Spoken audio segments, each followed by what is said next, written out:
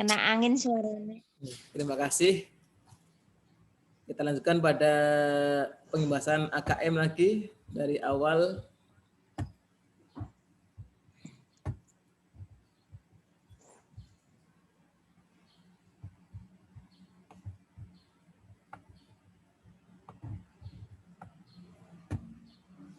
Asesmen kompetensi minimum atau AKM yang harus dimiliki oleh peserta didik maupun sekolah. Asesmen nasional yang sekarang sedang digalakkan yaitu AKM, numerasi dan literasi, survei karakter, survei lingkungan belajar. Itu perbedaan antara asesmen nasional dengan ujian nasional. Ada perbedaan instrumen asesmen nasional ada 3, AKM, survei karakter, survei lingkungan. Apa itu AKM? Silakan itu Bapak Ibu, ada literasi, membaca, numerasi yang bisa dipelajari oleh Bapak Ibu. Contoh-contoh AKM literasi, jadi bacaan-bacaan memang agak rumit bacaannya, berbeda dengan bacaan biasa.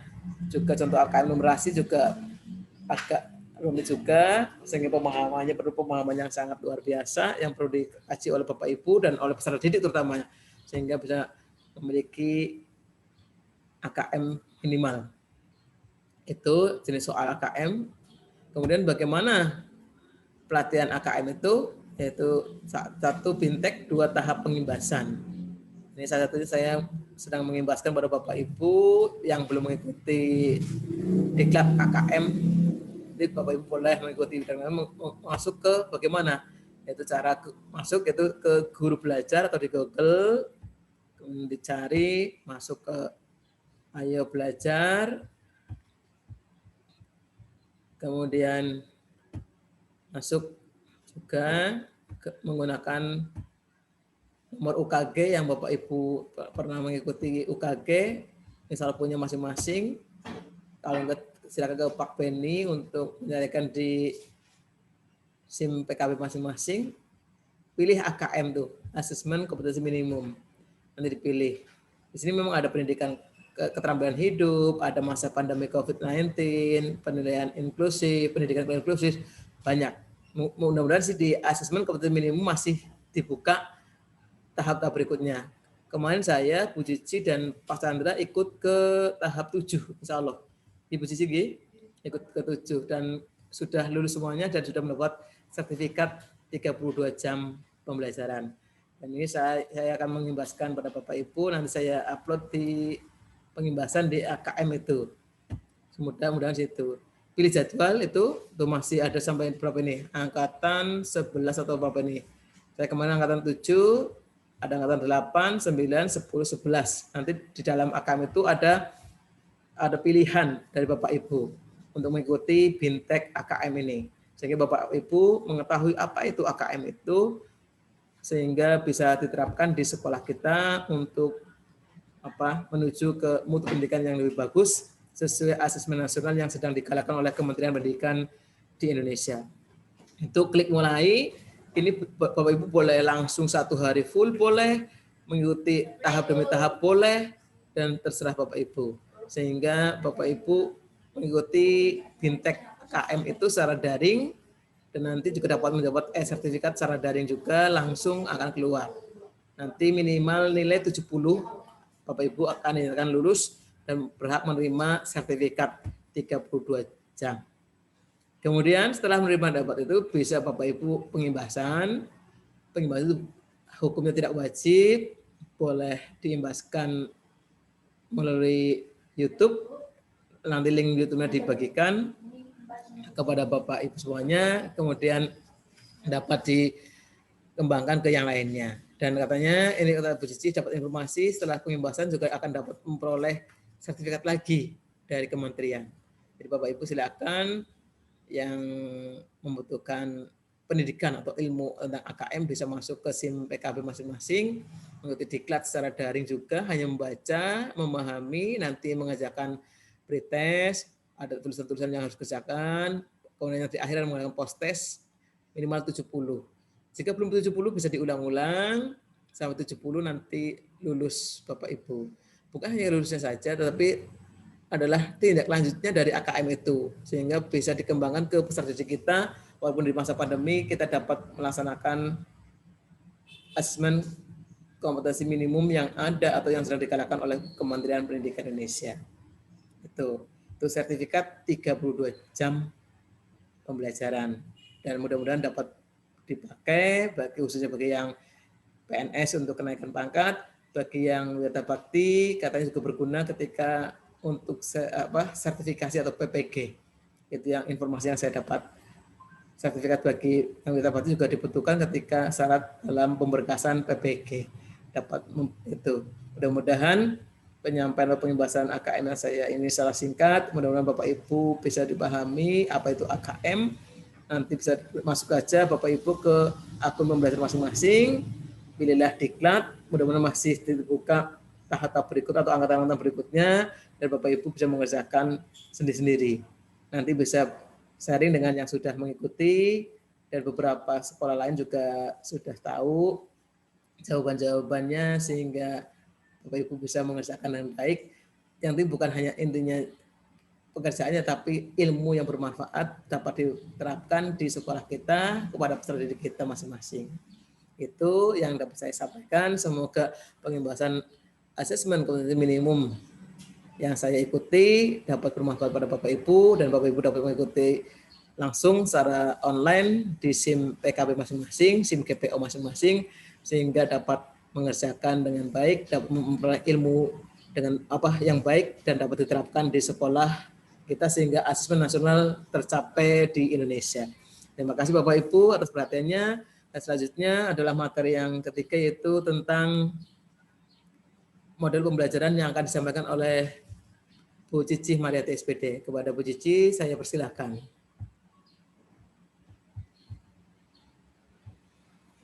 Oke, terima kasih Pak Mus telah memberi. Sebelumnya, Assalamualaikum warahmatullahi wabarakatuh. Selamat pagi Bapak Ibu semuanya. Pada hari ini saya membahas pembelajaran yang berpihak pada murid. Sebelumnya saya screen ya Bapak Ibu. Saya nggak bisa Pak masuk. Coba jadikan co-host dulu.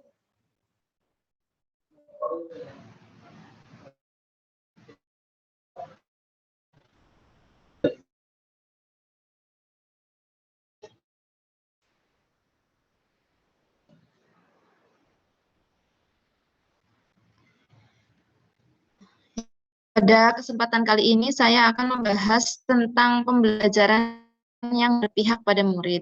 Kenapa saya mensosialisasikan ini? Karena aksi nyata saya dan kepala sekolah pada saat Lokakarya 3 kemarin, yaitu membahas pembelajaran yang berpihak pada murid. Ini merupakan salah satu aksi nyata kami yang harus kami sampaikan. Semoga nantinya rekan-rekan di sini bisa menerapkan pembelajaran yang berpihak pada murid. Sebelumnya, apa itu pembelajaran yang berpihak pada murid? Sebenarnya ini terkait erat dengan konsep Merdeka Belajar, di mana kita itu diberikan kebebasan, dan siswa juga diberikan kebebasan untuk berinovasi dalam belajar. Jadi kita itu harus berubah dari sistem pembelajaran sebelumnya yang menuntut anak harus mencapai tujuan pembelajaran. Misalkan tujuan pembelajaran IPA harus mencapai nilai segini, tetapi di sini pembelajaran berpihak pada murid itu tidak seperti itu. Jadi pembelajaran berpihak pada murid itu harus memberikan kesempatan siswa untuk mengemukakan pendapat dan memberikan kebebasan kepada siswa untuk memahami pelajaran sesuai dengan caranya, dan memberikan kebebasan pada siswa untuk membangun sendiri pengetahuannya. Jadi tidak berpusat pada guru. Jadi semuanya yang melakukan itu siswa, Di sini guru hanya sebagai fasilitator. Model pembelajarannya berpihak pada murid sesuai dengan implementasi kurikulum 2013 menurut Permendikbud nomor 22 tahun 2016 tentang standar proses menggunakan model pembelajaran yang diharapkan dapat perilaku saintifik, sosial, serta mengembangkan rasa keinginan. Model tersebut antara lain yaitu satu pembelajaran melalui penyingkapan atau penemuan, discovery learning. Kemudian yang kedua, pembelajaran berbasis proyek atau project based learning atau PJBL. Jadi model ini sebenarnya banyak ya, tapi yang akan saya bahas itu ada dua, discovery learning. Karena model pembelajaran ini yang sekarang sedang diterapkan, sedang mulai digalakan di semua sekolah. Jadi pembelajaran itu berbasis penemuan dan berbasis proyek seperti itu. Selain model-model ini sebenarnya banyak. Ada kemarin yang saya dapatkan di program guru penggerak itu ada pembelajaran berdiferensiasi. Jadi kita itu belajar berdasarkan kebutuhan siswa. Ada kebutuhan minat siswa, profil siswa, kemudian ada kebutuhan siswa berdasarkan berdasarkan dia minatnya di mana seperti itu. Tetapi di sini karena keterbatasan waktu, jadi saya membahas dua model saja. Oh, nggak jalan, Bang. Nggak jalan.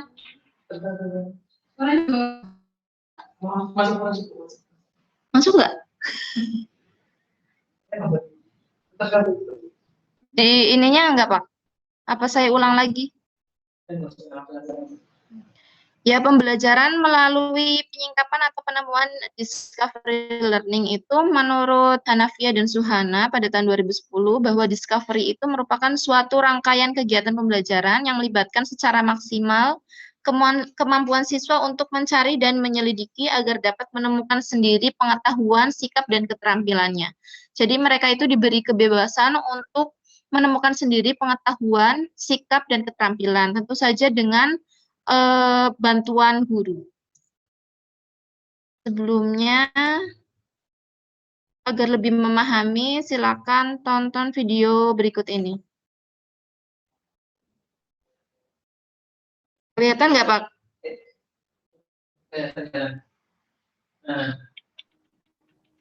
Belum muncul, Bu Cici. Oh, nggak muncul? Belum. Belum ya? Munculnya hanya gambar-gambar beliau itu. Ibu-ibu guru, Pak Guru.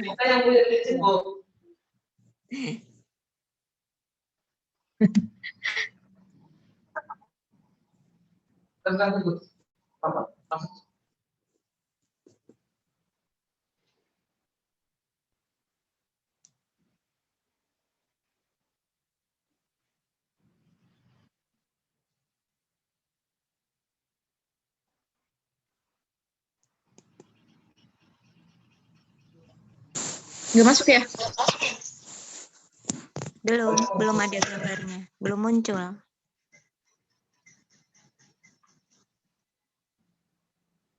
Tapi direkod bisa nggak, Pak?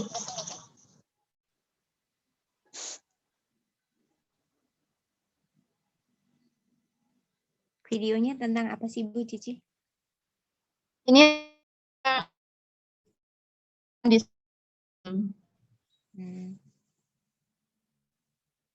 nanti saya share PowerPoint-nya aja di grup ya, Bu. Boleh, boleh.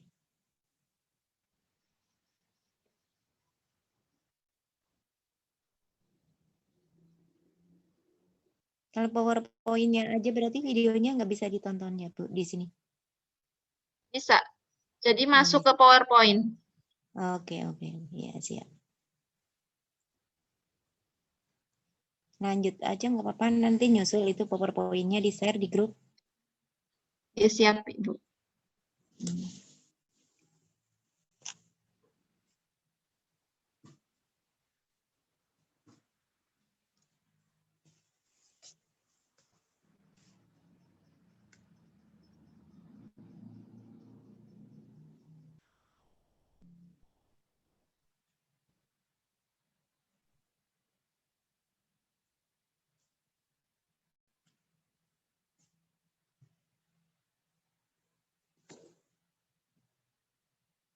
Hening?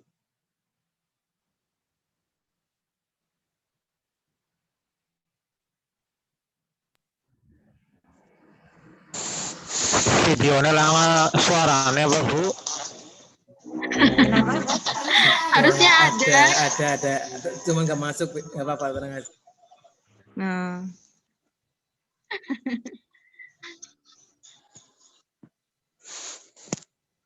Apa ada cara lain ya? Kalau Volumenya konsultasi tambah. sama Mas Beni ya, Mas. volumenya udah full.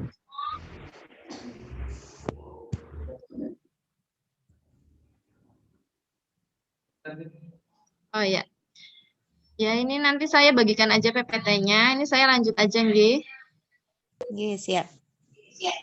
Ya, tadi setelah melihat video itu, jadi kita bisa menyimpulkan langkah-langkah discovery learning yang dapat kita laksanakan, yaitu yang pertama stimulus.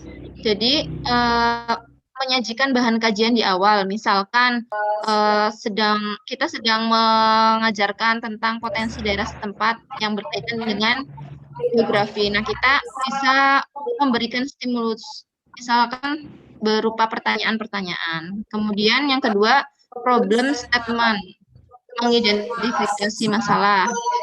Misalkan mengidentifikasi potensi daerah di satu. Mungkin mikrofon yang lain suruh di-off-kan dulu, Bu. Bu, kurang jelas.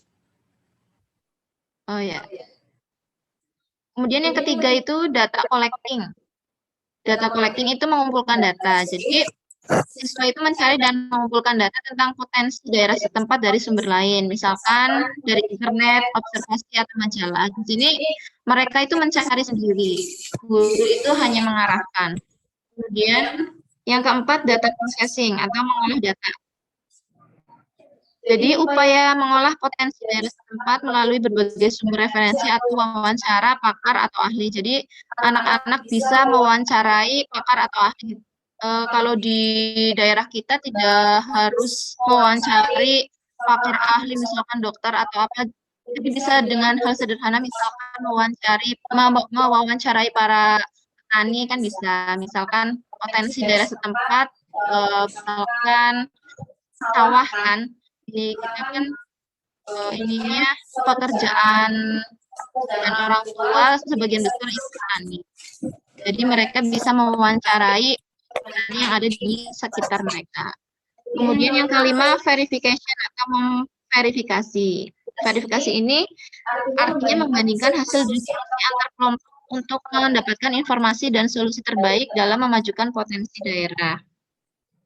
Kemudian yang keenam itu generalization, itu menyimpulkan. Jadi hasil diskusi mereka itu disimpulkan sehingga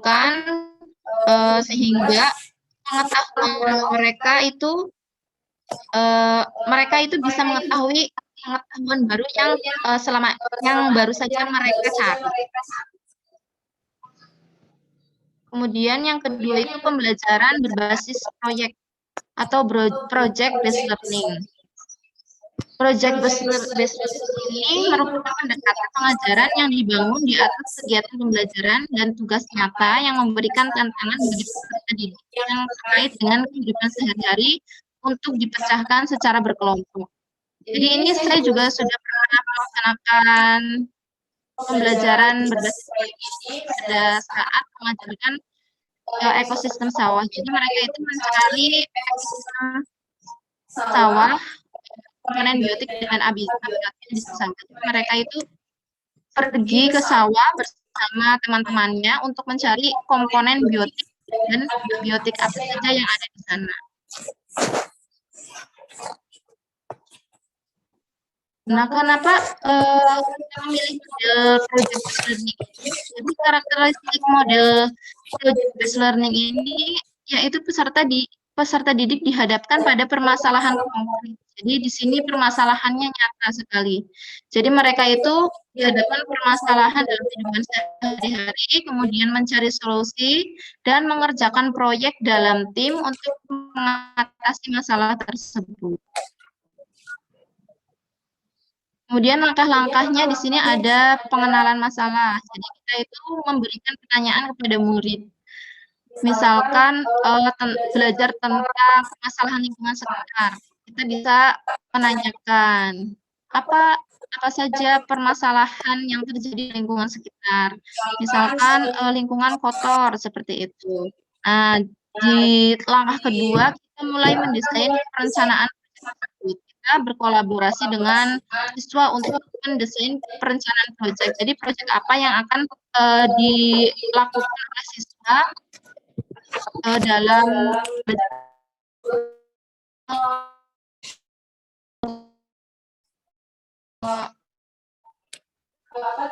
berkolaborasi. Jadi tidak dibiarkan, tetapi kita harus menuntun anak tersebut. Kemudian yang ketiga, penyusun jadwal proyek. Bersama dengan siswa menjadwalkan, jadi mulainya kapan, kemudian prosesnya bagaimana, kemudian pengumpulan proyek tersebut kapan, kita juga harus menyusunnya. Monitoring proyek ini yang dilakukan oleh guru. Jadi pelaksanaan proyek itu harus diawasi. Misalkan anak-anak melaksanakan penelitian atau ini mengamati lingkungan sekitar, misalkan di lingkungan yang ada banyak sampahnya. Nah, kita melaksanakan monitoring. Apabila pada saat pandemi ini mereka bisa mengirimkan foto yang sedang mereka lakukan. Jadi kita bisa memonitorinya. Kemudian yang kelima, menguji hasil atau presentasi proyek. Nanti di sini anak-anak mempresentasikan hasilnya. Kalau di masa pandemi ini memang susah untuk presentasi proyek yang mereka buat presentasi kepada teman-teman dan gurunya secara langsung. Tetapi apabila sekolah itu berpotensi untuk mempunyai fasilitas dan anak-anak juga mempunyai fasilitas untuk mengadakan meeting ini, menguji hasil atau presentasi proyek ini bisa dilakukan. Tapi apabila di sekolah kita ini mereka cukup mengirimkan laporan hasil penelitian yang telah mereka lakukan atau mengumpulkan proyek yang telah mereka lakukan juga bisa. Itu termasuk menguji hasil. Kemudian yang keenam, evaluasi dan refleksi. Jadi setiap proyek yang sudah mereka lakukan, kita evaluasi dan refleksi apa saja yang sudah baik dan apa yang harus diperbaiki.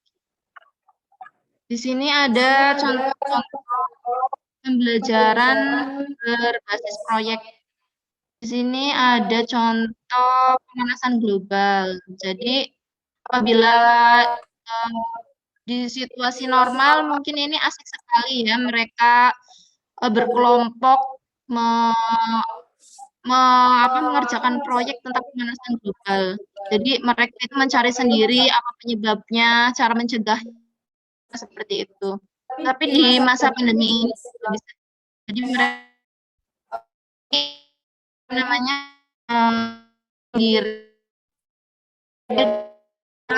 dari internet seperti itu tentang pemanasan global ini.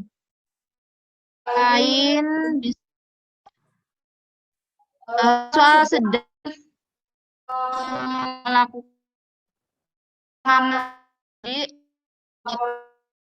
di lingkungan sekolah. Kemudian ada juga ini siswa sedang mencari literatur di sekolah. Mereka bisa mencari di perpustakaan atau apabila di masa pandemi ini mereka biasanya mencari sendiri di internet. Kemudian ini siswa sedang mengamati permasalahan lingkungan yang ada di sekitar. Ini juga termasuk pembelajaran project based learning. Ini juga bisa dilakukan. Di masa pandemi ini juga bisa dilakukan. Mereka misalnya suruh membandingkan lingkungan kotor dan tidak kotor, mengamati lingkungan-lingkungan yang ada di sekitar mereka. Jadi di kelompok sendiri juga bisa, kalau memungkinkan. Tapi apabila memungkinkan, dibuat per kelompok juga bisa. Kemudian yang terakhir,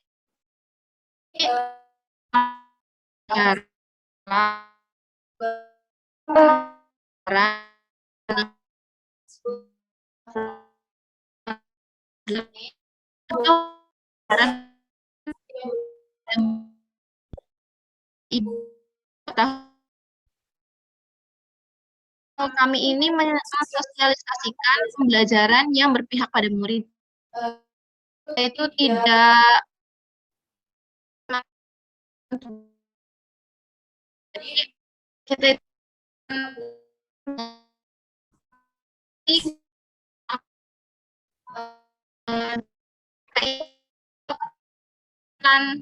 keterangannya bisa terus berinovasi. Ya, sebelumnya ada pertanyaan? Kalau tidak ada pertanyaan, saya akhiri.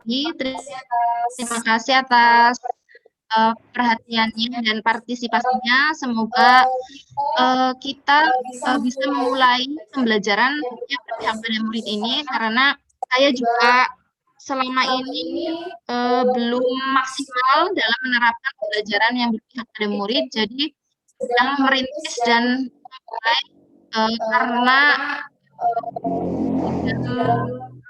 dalam pendidikan guru itu juga dituntut melakukan hal tersebut.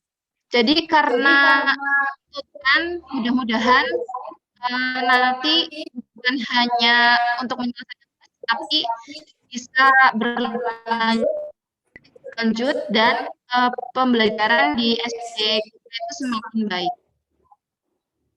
Ya, terima kasih atas perhatiannya. Wassalamualaikum warahmatullahi wabarakatuh.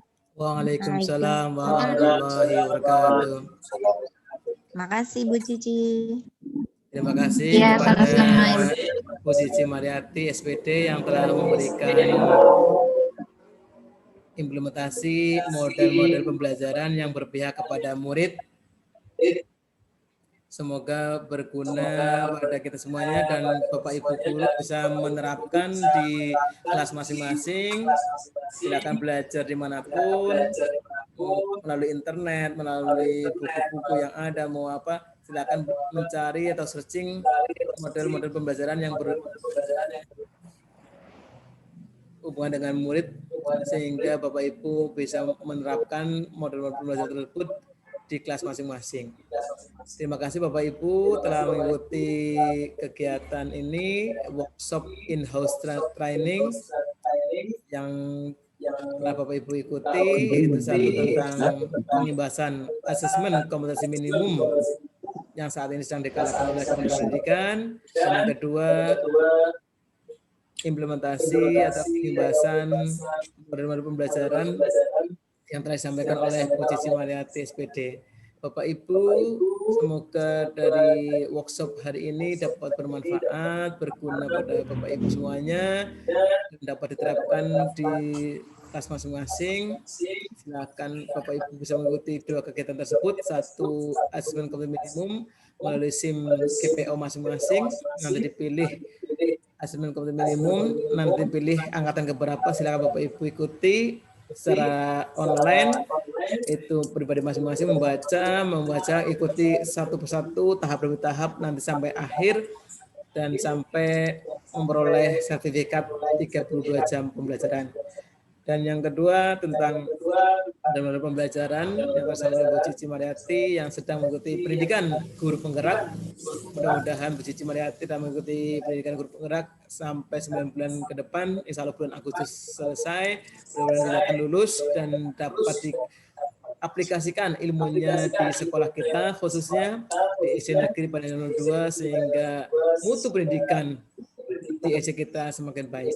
Bapak Ibu yang lain juga bisa mengikuti juga sama menggunakan akun pembelajaran masing-masing untuk mengikuti seleksi tahap 4. Di Cilacap itu ada calon guru penggerak di tahap 4. Itu ada 100 lebih. Silakan, itu tidak hanya yang pegawai negeri, boleh yang dari swasta maupun juga bakti. Yang penting di situ Bapak Ibu ikuti aturan mainnya, apa berkas yang ada di itu diseleksi, diikuti. Semoga dengan adanya calon guru penggerak di sekolah kita dapat memotivasi yang lain dalam meningkatkan mutu pendidikan di SD kita, dan nanti berimbas ke sekolah yang lain dan khususnya di Majenang, sehingga pendidikan semakin maju, semakin berkualitas, tidak hanya SD kita itu begini-begini, tidak. Mari kita semuanya, kita adalah teamwork, suatu tim yang bagus, satu kesatuan yang melekat satu sama lain, yang saling bantu-membantu, sehingga menunjukkan mutu pendidikan sekolah kita yang semakin maju. Terima kasih Bapak Ibu. Untuk selanjutnya acara yang lain-lain, semoga Bapak Ibu bisa berkenan mengikutinya, dan terima kasih. Semoga workshop in-house training hari ini bermanfaat kepada Bapak Ibu semuanya. Pengembasan asesmen kompetensi minimum dan model-model pembelajaran yang telah disampaikan oleh Bu Cici Mariati.